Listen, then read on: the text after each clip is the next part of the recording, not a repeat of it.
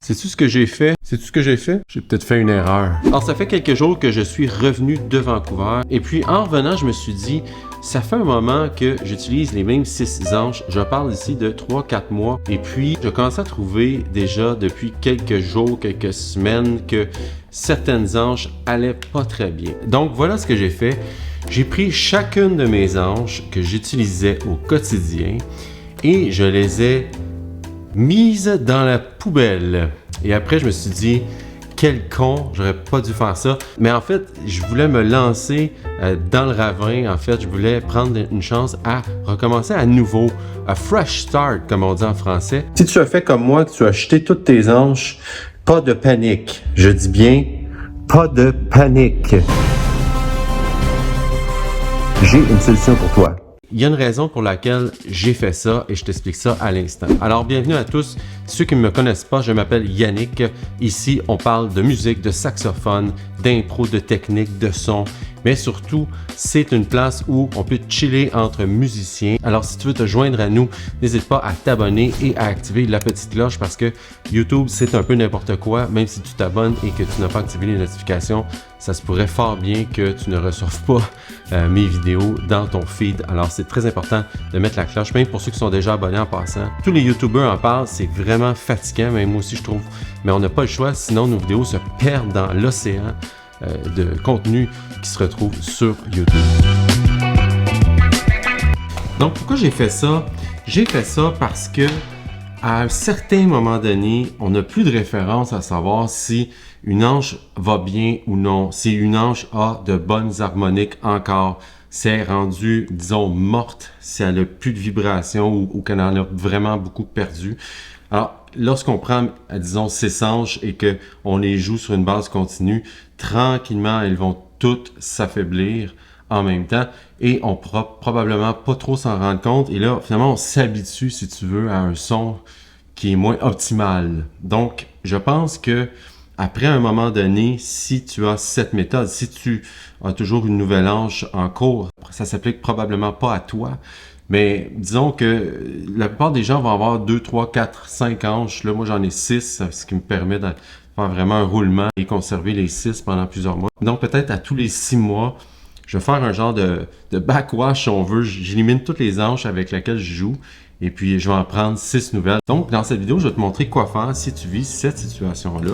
Alors, moi, ce que j'ai fait, dans le fond, c'est ce que je fais toujours lorsque je prends une nouvelle anche. Alors, pendant 4 jours consécutifs, j'ai joué 2 à 3 minutes chacune de ces anches-là. Qu'est-ce que je veux dire? C'est que dans le fond, j'ai pris l'anche numéro 1, je l'ai enlevé du paquet et je fais toujours la même chose ici. Je vais venir passer le Real Geek ici sur la table de l'anche pour enlever toutes les petites imperfections qu'il pourrait avoir avant que je la mette sur mon anche. Ensuite, je vais prendre cette anche-là et je vais la jouer pendant 2, 3, 4 minutes environ, même si elle va pas bien. Ça, c'est très important.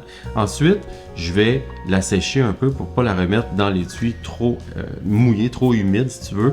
Et je vais faire le même processus pendant 4 jours. Tu peux le faire pendant 3 jours aussi. C'est toujours approximatif. Donc là, je l'ai fait pendant 4 jours. Aujourd'hui, nous sommes la 5e journée. Et qu'est-ce qui se passe à la 5e journée? Tu vas t'en rendre compte, c'est que tes anches, depuis la première journée, vont avoir beaucoup changé. Et c'est un phénomène, je crois, je suis pas scientifique évidemment, mais je crois que c'est dû aux enzymes dans la salive et tout ça, et que ça, c'est une matière organique.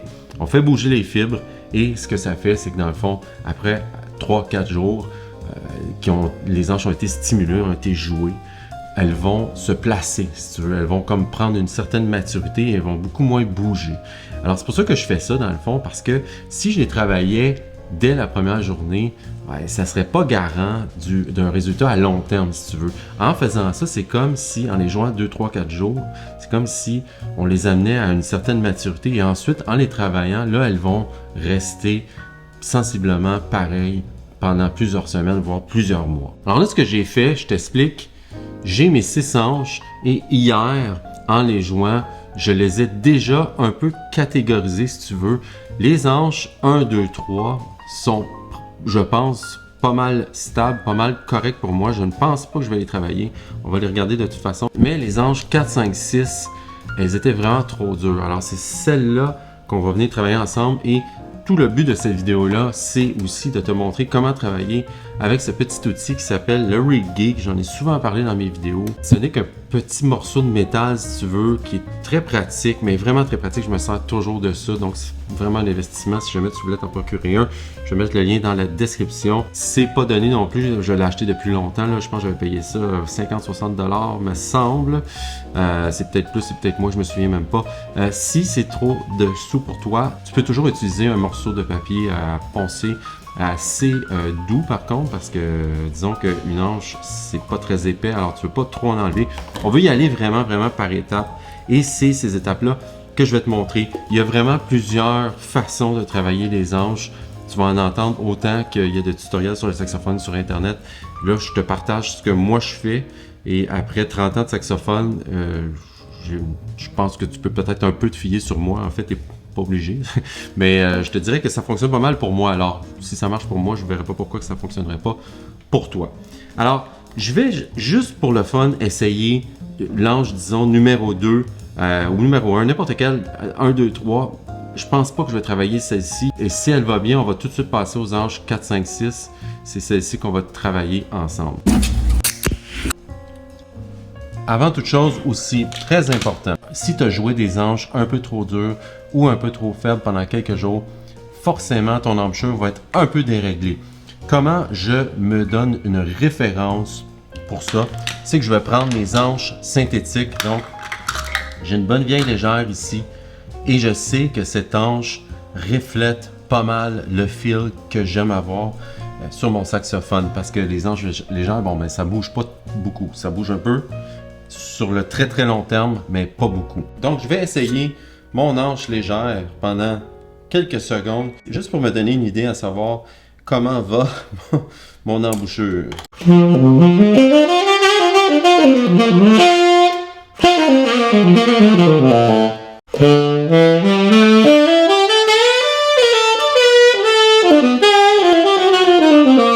Donc, ça me donne vraiment une bonne idée sur le feel que je vais avoir, pas nécessairement le son, quoi que ce soit, vraiment le feel de l'embouchure. Là, maintenant, je suis prêt à essayer mes anches. Donc, je vais essayer, après ma barre, l'anche numéro 1, disons, l'anche numéro 2, peu importe.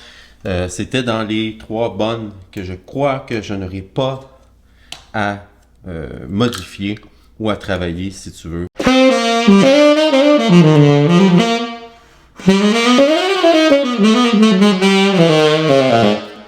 Elle va super bien, sérieux. Elle sonne un peu mid à mon goût, mais elle va se placer. Et ici, je pense que l'acoustique est très mid et il y a beaucoup de reverb. Alors, c'est difficile d'avoir une bonne opinion là-dessus. Moi, je me fie vraiment à mon feel ici. Après, ce sont les anches Arcane que j'utilise. Donc, je sais pas mal comment elles vont sonner. Là, c'est pas ça le souci. Moi, c'est le feel que je cherche. Et là, je l'ai. C'est bon. Alors, je suis pas mal certain que les 3 anges, 1, 2, 3, donc je te parlais qu'elle ne serait probablement pas à modifier. Je vais m'arrêter ici pour celle-ci. Et si tu veux savoir le truc que j'utilise depuis des années pour sauver presque toutes mes anges en utilisant le Rig Geek, je t'invite à rester jusqu'à la fin de cette vidéo. On va donc maintenant travailler l'anche numéro 4. Premièrement, je vais l'essayer pour savoir si elle va bien parce que ça se peut que ce soit le cas. Si c'est le cas, je vais en prendre une autre à travailler. Des fois, juste avec la méthode de jouer 2-3 minutes par jour pendant 4 jours, tu n'auras plus rien à faire. En fait, c'est ça qui est formidable de cette petite technique-là. Alors, je présume que tu l'entends, elle est vraiment stuffy, muffy. Ça sonne comme ça, en fait. Alors, c'est pas cool, puis je force un peu aussi. Je dois mettre beaucoup de pression au niveau du diaphragme. Et c'est pas optimal, disons.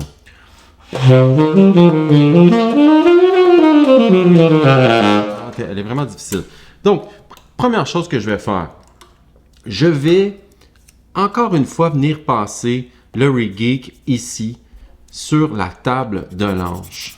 Un petit peu. Ensuite, ce que je vais faire, c'est que je vais venir poncer ici et ici afin de faire une espèce de V. OK? C'est comme si j'avais une ligne imaginaire là et une ligne imaginaire là. Donc, ce que je vais faire, c'est enlever un petit peu ici et enlever un petit peu ici avec le Rig Geek. Donc, je vais utiliser le côté ici Et je vais venir poncer en faisant ça comme ça ici. Tu vois? Ok, là, je le fais pas pour vrai, là, mais je vais enlever dans le fond un peu comme ça et un peu comme ça. Je fais peut-être ça 10 fois comme ça et 10 fois ce côté-là aussi. Ensuite, simplement, je vais réessayer l'anche et c'est certain que ça va avoir changé un peu. Là, je ne l'ai pas fait beaucoup. C'est mieux d'y aller par petite dose parce que s'il va trop violemment, tu ne peux pas revenir en arrière. Moi, c'est déjà mieux, mais c'est loin d'être parfait encore. Alors, ce que je vais faire, c'est que je vais refaire exactement la même chose. Je vais en enlever un petit peu plus aux mêmes endroits. Donc, je vais venir créer mon V ici.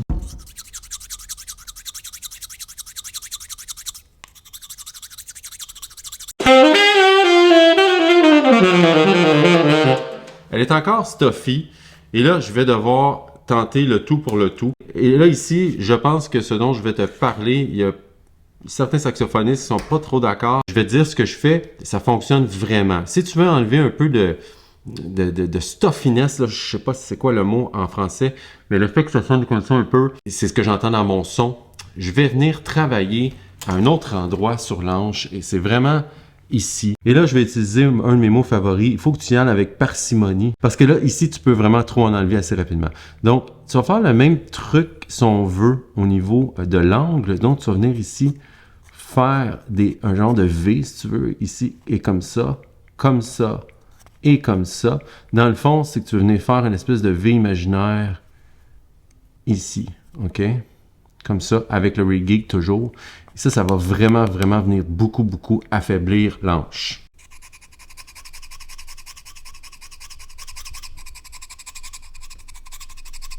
Et je le fais même un petit peu droit ici, comme ça, OK? Mais je viens vraiment travailler en angle aussi, comme ça. Donc, première étape, c'était ici, comme ça. Comme ça. Je vais le faire une dizaine de fois, là, je ne l'ai pas fait assez. Et l'autre étape, ça va être comme ça ici, en angle toujours. Et je vais parfois venir en enlever un petit peu ici, mais là, je l'ai fait beaucoup en passant. Donc, on va voir ensemble si les résultats seront bons.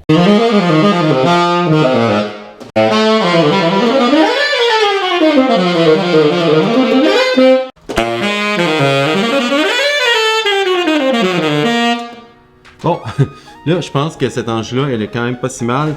Elle n'est pas à 100% à mon goût. Je te dirais, on est pas mal près du 95-96%. Je vais pas trop la travailler encore. Je vais lui donner une chance d'une journée ou deux de se placer encore. Et si dans une journée ou deux, je vois qu'elle n'a pas vraiment bougé, je vais peut-être lui redonner un petit coup. Mais je pense que, selon mon expérience, cette hanche-là, elle va se placer, elle va très bien. Donc, je vais faire la même chose finalement. Je t'épargne ça ici, mais je vais faire exactement la même chose avec mon hanche 5 et 6. Et je devrais être bon pour plusieurs mois avec ces 6 hanches. Donc, c'est de ça que je vais te parler aujourd'hui. Peut-être que tu as des trucs toi aussi, tu as des astuces que je ne connais pas et qui pourraient être bénéfiques pour la communauté de saxophonistes. Alors, si tel est le cas, je t'invite à laisser ça dans les commentaires. Et moi, je suis toujours ouvert à entendre de nouvelles astuces et de nouvelles façons d'économiser du temps, de l'argent et de rendre notre vie plus facile parce que les hanches, on sait, ça peut être une galère assez rapidement. Donc moi, je te dis à très bientôt dans une prochaine vidéo. Salut!